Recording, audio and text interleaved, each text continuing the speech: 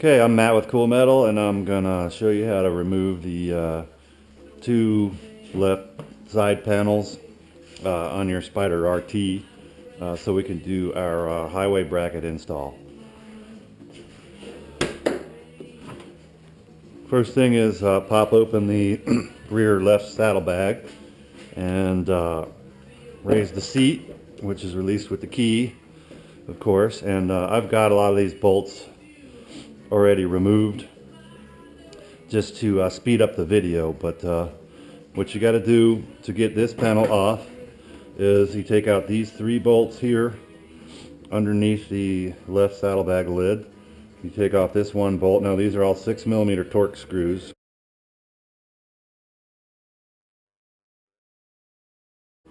And then on this panel right here, you take this 1 bolt out here in the center.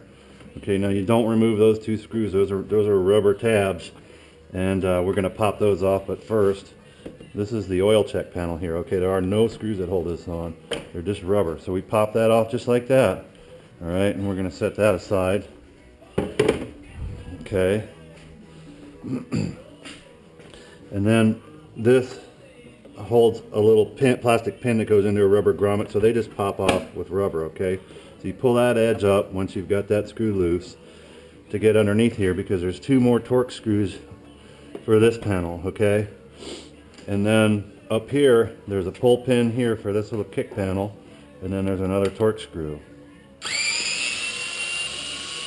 So this torque screw goes through this kick panel and front edge of this panel here. Okay, you pop that pin, this torque screw, those 2 torque screws, that one, and those 3, and underneath there, now this panel's ready to come out. Okay, so that's it to pull that panel out.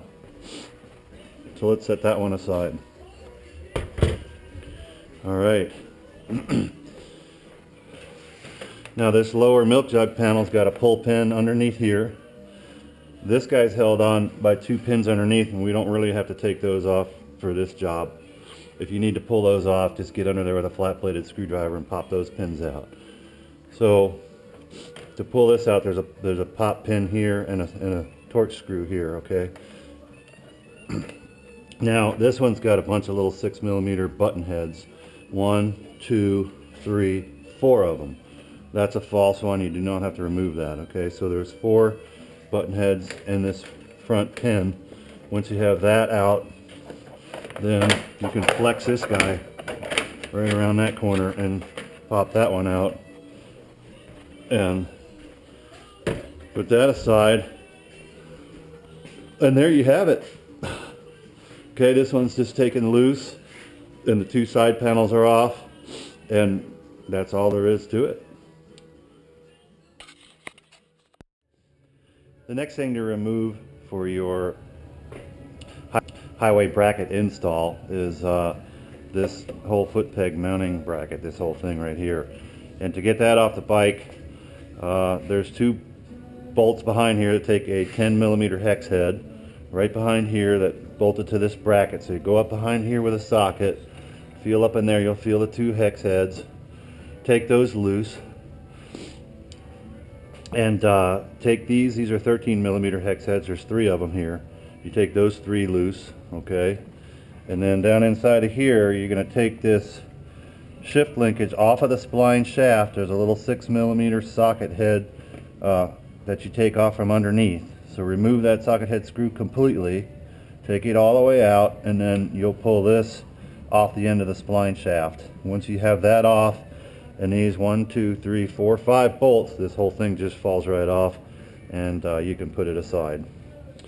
So there you have that. We're going to do that next, and we'll be right back. Okay, now once you have your take these 3 bolts and these 2 bolts off and disconnect your shift linkage, your whole left side foot peg bracket, shifter bracket and everything comes off the bike, and we have full access to these 2 motor mount bolts. This is where we're going to be mounting up your Kewlmetal foot peg bracket. Here it is. And what you're going to do is you're going to take this lower bolt out. Okay, it's just a short bolt, and there's a nut up in there behind there, but there's only a narrow space to reach it, that nut. So that's why we include this little wrench in your kit. So you're going to put this wrench up in there and grab the nut behind this guy, and then you're going to remove this bolt, and you're just going to let that nut fall down inside. There's a hollow tube in the frame that goes all the way across that was used on the Spyder RS as a motor mount. It's not being used as a motor mount. There's no rubber inside that tube to grab the motor mount bolt. So this is a false motor mount bolt on the RT model. We're just going to put a bolt all the way through the middle of that hollow tube to the other side. Fortunately, the holes are still there on the other side of the motor mounting plate, so you can mount up your Kewlmetal bracket over there. So that nut is actually going to fall inside that hollow tube, and it's just going to stay in there. And it's going to rattle around, but it's a steel tube that goes all the way across. It's part of your frame, and that nut's just going to live inside there. Now, if you really want to get the nut out of there, you can. And what you have to do is take this motor mount plate right here off completely by taking this bolt and this bolt. Okay, now once you take all that off, your motor's going to move a little bit, and it's going to affect your belt tension. Okay, so that's why we're not doing that as part of the standard procedure. If you really want to fish that nut out of there, that's what you'll have to do, is take that motor mount plate off, take the nut out, and then you'll have to redo your belt tension when you put that plate back on. And you'll probably have to put a jack up under your motor because it is going to shift a little bit when you loosen the whole back of the motor. The other thing you could do to that nut, if you really want to, is just bring it all the way over to this side with a magnet down the middle of the hole, like this little guy right here, and squirt some RTV silicone right up in this crack right here, and just hold that nut right in there so it doesn't bounce around inside of there. Okay, so those are your options with the nut. One, just leave it bounce around. It's not going to hurt anything. 2, take the plate off, remove it completely. 3, put a little silicone up in there so it just so the nut doesn't bounce around, if you like.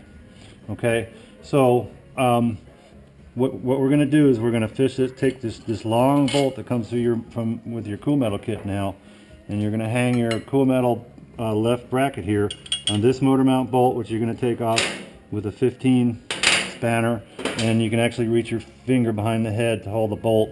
The head back here is retained inside the casting of the engine cases, so you don't have to grab it with a wrench. It's being held by the engine cases, and then you know, you can just wrench this on. Then you're gonna feed this all the way across.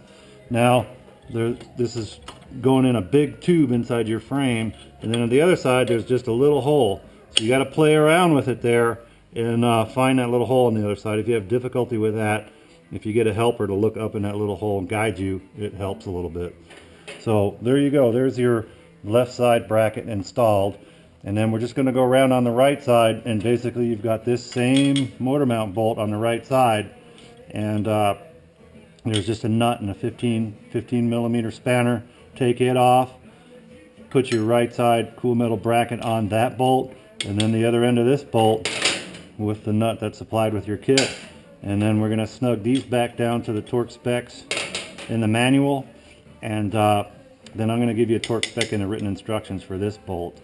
And this bolt's not going to get fully torqued because there is no metal to metal contact across inside that hollow metal tube. Okay, you're just pulling on this plate, so we just want to snug it enough to hold the brackets in place, and then that's it on the torque on that bolt. Okay, so it's going to be a little bit lower torque spec than this bolt, and I'll get you those specs in the written instructions. Okay, we'll get back to you on the next step.